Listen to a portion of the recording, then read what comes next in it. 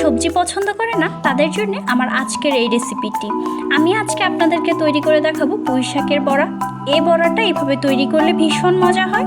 আসসালামু আলাইকুম, সবাইকে স্বাগত জানাচ্ছি রেসিপি বাই ফারহানা এই চ্যানেলের আরেকটি ভিডিও দেখার জন্য। বড়া তৈরি করার জন্য প্রথমে ব্যাটারটা রেডি করে নিব।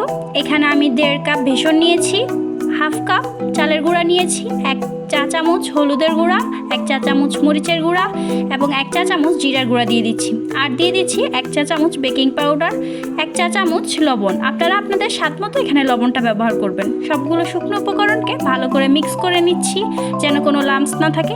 তারপরে নর্মাল পানি দিয়ে এটাকে আমি ব্যাটারটাকে তৈরি করে নিব। পানিটা একসাথে দিব না, অল্প অল্প দিয়ে বারবার করে এটাকে মিক্স করে নিব। অল্প করে দিলে কি হয়, তাহলে আর প্রয়োজনের অতিরিক্ত পানিটা যায় না।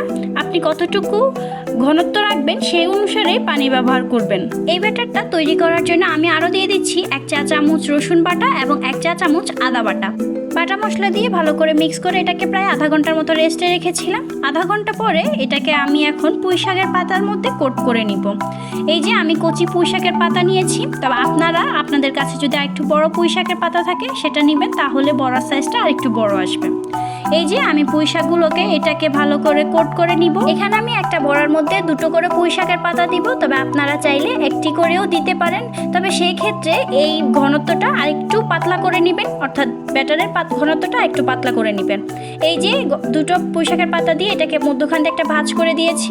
অন্যদিকে এটাকে ভাজার জন্য আমি কড়াইতে প্রায় 1/3 কাপের মতো সাদা সয়াবিন তেল দিয়ে দিয়েছি। তেলটা হালকা গরম হয়ে আসলে একে একে সবগুলো বড়া আমি এভাবে কোট করে তেলের মধ্যে দিয়ে দিব। এই পাতাগুলোকে আমি কিভাবে কোট করেছি একটু ভালো করে লক্ষ্য করলে আপনারা বুঝতে পারবেন।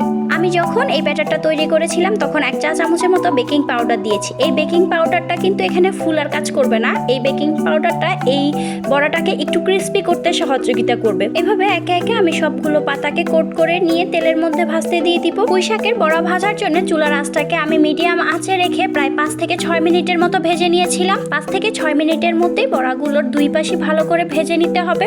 এই যে দেখুন, আমার বড়াগুলোর কালারটা প্রায় এইরকম ব্রাউন কালার এসেছে। ব্রাউন কালার আসার পরই এটাকে আমি চুলা থেকে উঠিয়ে নিয়েছি। এইভাবে আমার রেসিপিটা হুবহু ফলো করে বাসায় তৈরি করে দেখবেন। এইভাবে বড়া তৈরি করলে বাসার যে কেউ এটা খেতে ভীষণ পছন্দ করবে।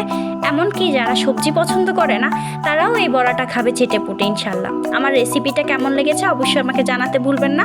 আমার রেসিপিটা ভালো লাগলে প্লিজ আমার চ্যানেলটিকে সাবস্ক্রাইব করে আমার পাশে থাকার অনুরোধ রইল। আজকে এখানেই বিদায় নিচ্ছি। আল্লাহ হাফেজ।